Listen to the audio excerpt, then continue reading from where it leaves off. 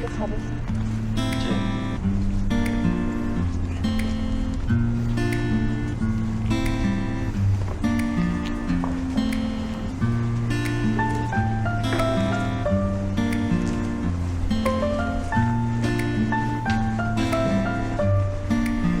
이게 이제 수구라고 해서 물이 이제 통과하는 물을 여기에 빠져나가게 만드는 그런 수구 형태인데. This is the water gate.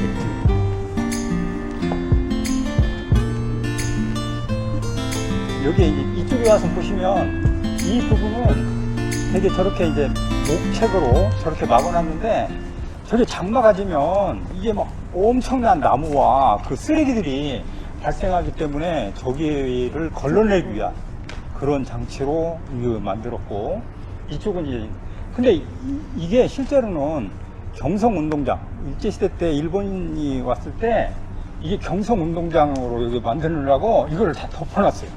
땅속에다 다 묻어놨어요. 그런데 이제 이걸 만드느라고 발굴을 하다 보니까 이게 나타나갖고 80년 만에 다시 이제 처음으로 이렇게 드러나기 시작했어요. 그게 근데 이 조선의 지혜인데 여러 가지 홍예문을 만들어가지고 물을 갖다 같이 통과시키는 그런 방식을 취했는데 제일 놀라운 지혜는 이거예요, 이거.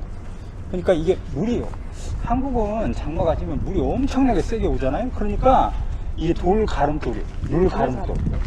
물을 양쪽으로 이렇게 갈라내게 이렇게 흐르는데 이 장치를 이용해가지고 물이 쫙 옆으로 퍼지게 이렇게 만들었던 지혜로운 그와 같은 물 가름돌, 이렇게 얘기할 수 있어요.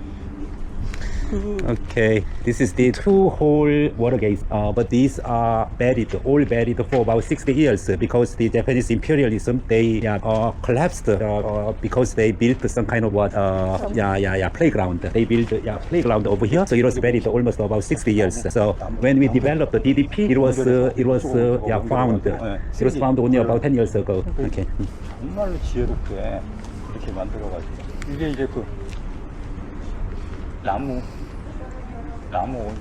해서 나무를 여기다 이쪽에 끼고 저쪽에 끼워서 나무를 걸쳐가지고 쓰레기랄 때 이런 걸 걸러내는 장치. 이게 이제 남은 흔적이에요. 이런 것들이. So the holes are for the inserting the woods, for filtering some kind of waste.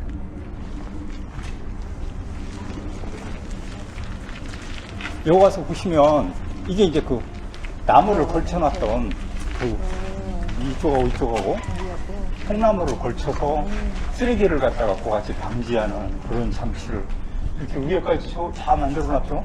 그러니까 이게 여기에다가 나무를 다 끼워놔서 그렇게 이제 만들었던 장치들입니다.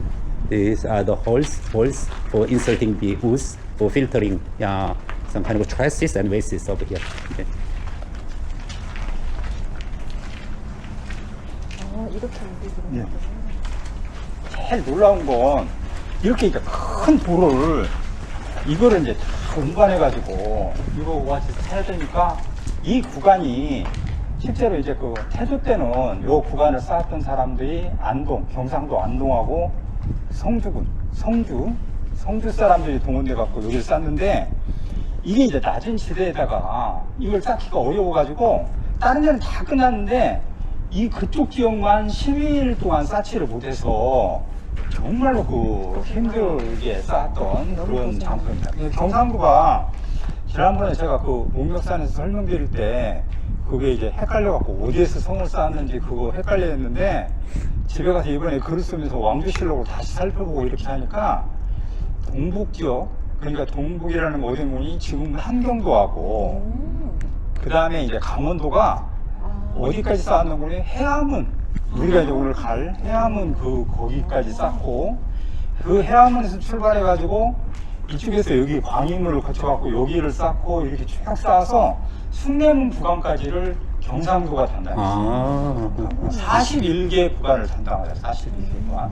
그래서 그냥 그 뒤로 숭례문에서 동의문, 그러니까 서대문, 지금 없어진 서대문까지를 전라도 사람들이 쌓고, 네, 동의문에서 그 다음에 저 북악마루까지, 북악마루, 그러니까 북악산 그 꼭대기 정상에 그 기점으로 했는데, 거기까지를 되게 이제 그 평안도 사람들이 쌓았어요.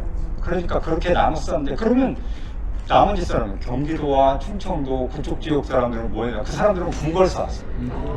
그래서 전체가 근데 이제 그게 중요한 게 그 당시에는 우리가 토성으로 쌓아서 다 없어졌는데 지금 우리가 한양 도성이라 이렇게 돕는 거는 세종 때 쌓은 것들이 1422년에 그러니까 38일 만에 그거를 다 쌓았는데 그때는 봉족하고 그 다음에 이제 잡세꾼 그러니까 장정들을 동원해 갖고 전문 힘쓰고 이러는 것들을 전문으로 하고 장인들을 2,400명이나 동원해 가지고 돌을 석공으로 다듬고 그렇게 쌓았는데 그때는 팔도 사람들을 다 동원해. 그러니까 32만 명을 동원했는데 32만 명이 지금은 아무것도 아니지만 당시에 이 서울에 살던 인구가 10만밖에 안 돼.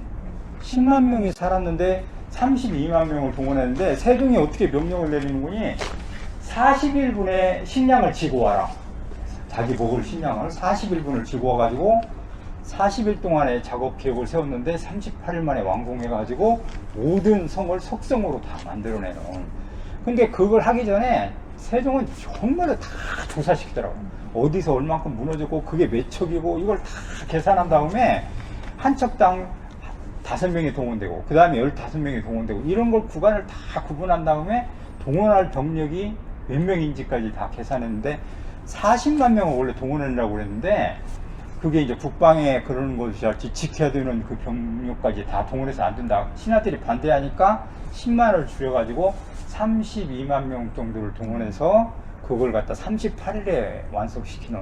그러니까 그 세종이 머리가 뛰어날 뿐만 아니라 그러는 것들 아주 체계적으로 그렇게 관리해가지고 아무 문제 없이 바로 같이 처리하는 놀라운 저력을 보여줬습니다.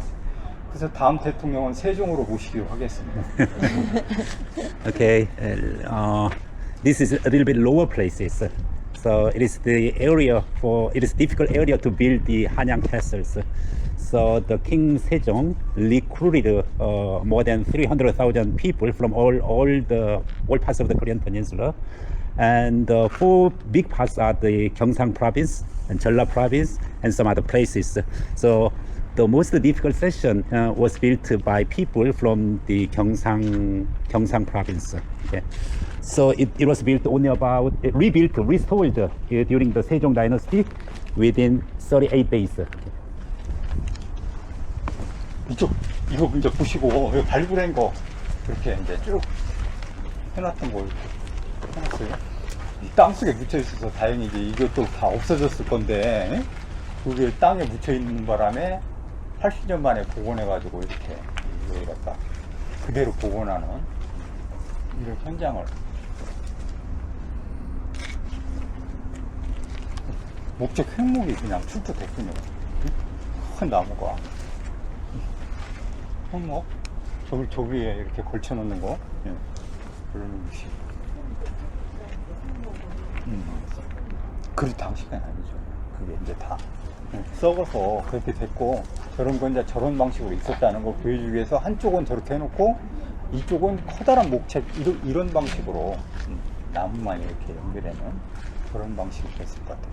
근데 이게 그 태종 때랑 계속해서 임금이 그게 이제 그 물이 이렇게 흐르면 모래가 쌓이잖아요. 그러니까 이게 자꾸 올라서서 계속해서 이 성내가 홍수가 나.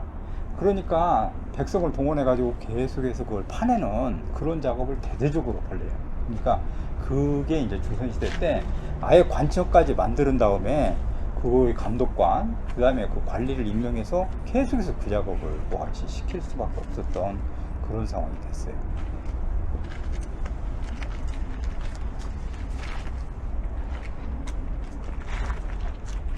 근데 제 생각에는 정말로 우리가 지금 볼 때는 저렇게 아름답고 그렇다고 하지만 저걸 막 진짜 옮겨가지고 그 안동 사람들이 저걸 갖다 했는데 장마가 돼서 비가 와가지고 또 다시 무너지고 그 다음에 또 무너지고 막 이래가지고 다시 쌓는 이게 나왔으니 얼마나 힘들었는지. 그래서 그 태조 때는 자기가 먹을 식량을 지고 왔는데 가난한 사람들은 밥 먹어. 그러니까 밥 먹을 때 딴 사람이 먹을 때 이제 그 못 먹고 가서 물 먹고 이러니까 그걸 보고서 이제 식량을 보급해 가지고 그 사람들을 도와줘.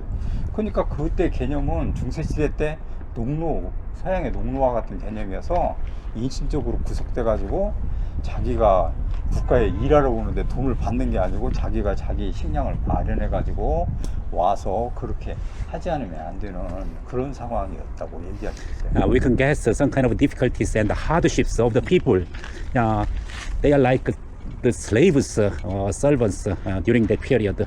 Even they have to carry their own food to build this castle. It is a kind of a tragedy, especially historical tragedy for rebuilding or building the original castle. Okay. 그러면 저렇게 큰 돌은 고대사의 고인돌이라고 우리가 얘기하는데 How could 10톤이 we 넘어요. carry the gigantic rock? So in ancient times it is called the dolmen. 아니, 그 하나가 돌 하나가 아니 저거는 10톤은 안 되는데 그러면 우리가 저렇게 큰 돌을 옮기는 걸 보고서 이제 어떤 사실을 짐작해낼 수 있는 거니 그게 고인돌을 우리가 무덤이에요. 한 명이 죽었는데 그러니까 그걸 한강변에 모여서 역사학자들이 실험해 봤어요. 그러니까 몇 명을 동원해야 되는지. 근데 돌 하나 10톤짜리 옮기는데 약 5,000명가량이 필요해요. 5,000명이. 그러니까 이제 한 명이 죽었는데 5,000명을 동원할 수 있다는 건 그 사회가 어떻게 되는 거니 계급화되고 족장이 생겨나고 그렇게 이제 계급화되는 분화 과정이 일어났다는 걸 알 수 있어요. 그러니까 저건 말 않고 저러고 있지만 실제로는 저걸 통해서 저와 같은 것들 어떻게 생각하고 분석해낼 건지 그렇게 이제 저걸 옮길 때 대부분 우리는 그 들고서 옮기지 못해가지고 밑에다 통나무를 깔고 그래서 밧줄을 묶어서 앞에서 끌어당기고 뒤에서 밀고 이런 방식을 고같이 썼어요. 되게 이제 불교 이렇게 가면 커다란 석상이 있는데 그거는 위에 어떻게 올라가서 그렇게 그 조각을 해요. 이 돌이 이렇게 큰데 만약에 우리가 여기다 북상을 만든다면 사람이 이만하다면 여기를 올라가서 줄 받주고 하고 그래야 하잖아요. 근데 그걸 할 때 꿈속에 나타나서 얘기하는데 아이들이 놀 때 그 모래를 갖고 놀잖아요. 네. 그러니까 어떻게 하는 거니 모래를 여기서부터 여기까지 쌓아. 아. 그 다음에 이 모래를 조금씩 쌓으면 여기 얼굴을 깎고 돌로 다듬어. 그래가지고 모래를 점점 낮춰가지고 이렇게 쌓으면 그 석상이 완공되는 거예요. 그러니까 그런 지혜가 그 속에 다 숨겨져 있었다 이렇게 얘기하고 그런 지혜를 배워나가는 과정이 역사라 이렇게 얘기하고 우리가 이렇게 답사를 하고 산다 이런 형식으로 볼 때 그런 걸 좀 생각해보는 거예요.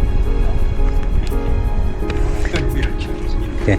So when we see the Igan Sumun, it looks so beautiful, but it is a symbol of the hierarchy system of the human beings. So when people build the castles, we have to think about the old history, and we can reflect on our lives too.